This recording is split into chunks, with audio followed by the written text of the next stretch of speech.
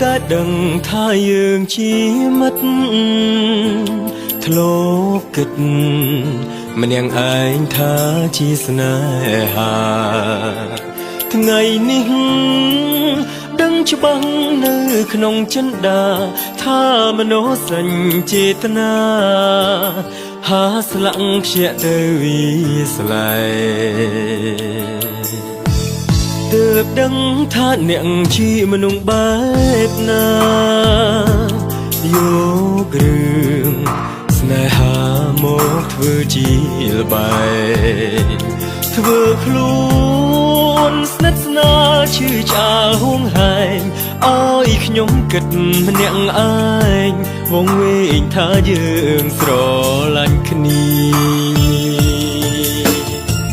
ឆ្លុះនឹងខ្លួនឯងគ្មានអ្នកដឹងនៅក្នុងពេលនឹងស្ទើរឈួតស្ទើរជាការស្និទ្ធស្នាលរវាងគ្នានឹងគ្នាคล้ายជាការចងចាំមួយរំខានហាក់រតីដឹងហើយថាមិនគួរគិតរឿងនឹងគេមិនទាំងដឹងថាខ្ញុំកើតអីបង្ដងនៅតែសួរថាហេតុអ្វីប្រើពេលប៉ុន្មានថ្ងៃ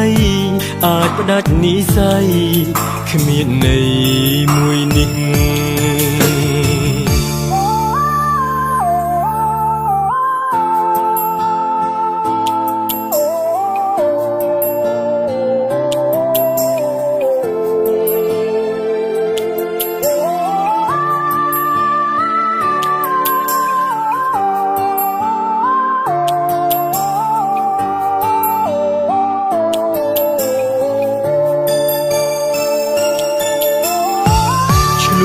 នឹងខ្លួនឯ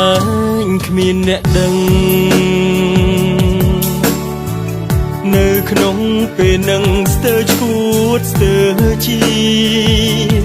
ការស្និទ្ធស្នាលរវាងគ្នានឹងគ្នាคล้ายជាការចងចាំមួយរំខានហាក់រតី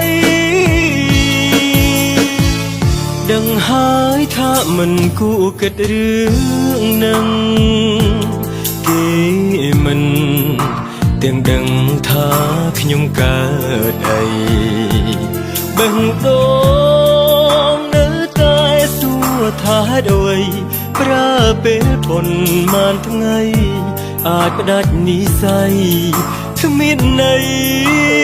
មួយនេះ